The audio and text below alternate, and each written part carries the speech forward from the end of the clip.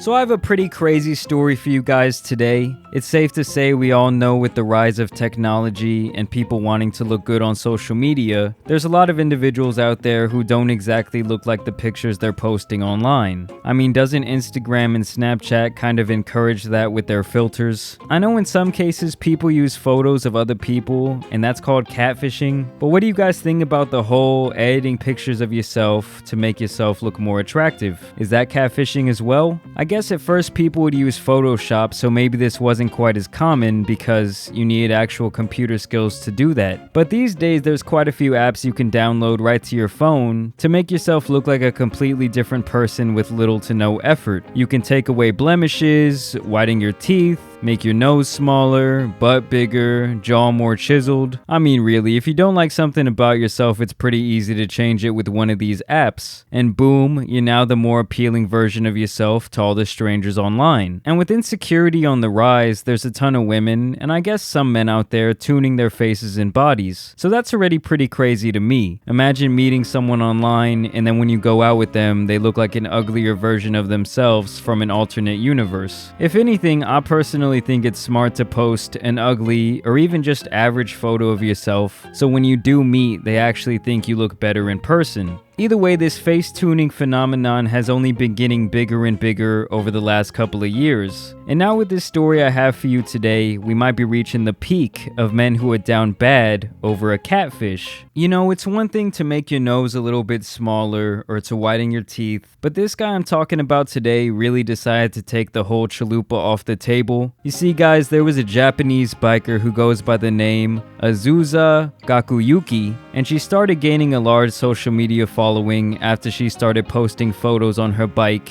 and thirsty men got turned on by her daredevil lifestyle. I mean, if you go to her Twitter page now, you can see her still posting all of these different pictures of her motorcycle adventures, looking like she's having a great time, always smiling real big for the camera. And with her gaining this social media attention, a late night show over in Japan wanted to do a story on her. But after they failed to get into contact, they attempted to track her down, which is actually kind of creepy. And when they finally did flag her down and get her off of that motorcycle, what they discovered was insane. Not only was the biker not some young 20-year-old woman, but it was actually a 50-year-old man with Facetune on his iPhone. This guy not only flipped to the female gender, but he also made himself appear about 30 years younger. I mean, talk about deception. If you were thirsting over this fake woman, you were down worse than almost any man in the history of humankind. And I don't understand anything he's saying in this clip, so I just muted this, but here he kind of walks you through how he exactly does this Facetune trick and how simple it really is. All he really does is slap a couple of filters on that change his gender, age, and smile, and there you have it, he's now made the next Mona Lisa. I mean, just look at this transformation he shows off. Jesus Christ, you know some men out there were ready to risk it all for this middle-aged Japanese man. He seemed to be a good sport about getting exposed, and even joked about it on his Twitter page. And once this information became public, other Japanese men continued the trend by turning themselves into women too, while others were still thirsting over grandpa. They said, "Hey baby, little Facetune never hurt nobody." And I do have to say, it really is an interesting era we're living in today where this is the type of shit you have to worry about out there on the dating scene. A person can create a motherfucker that doesn't even exist out of thin air and give themselves a whole new identity. All I really gotta say is that you guys better watch your necks out here in these streets. You think you're talking to a little motocross baddie, and all of a sudden it's your creepy uncle in disguise. And just with the whole deepfake thing, you literally being able to make someone look like they're saying anything at any given time, I don't know, man. I think humanity is once again in trouble. But hey, what's new? Let me know what you guys think about this story down below. As always, I want to thank you guys for watching today and thank you for subscribing. Just a quick little Sunday video for you guys. Wanted to get something out. As always, I encourage you to go follow me on my social medias. That's at JAMARI Speaks on both Twitter and Instagram. And as always, guys, you know there's some other news out here that needs to get covered, so it's been your boy, the Tan Superman, and I'm out.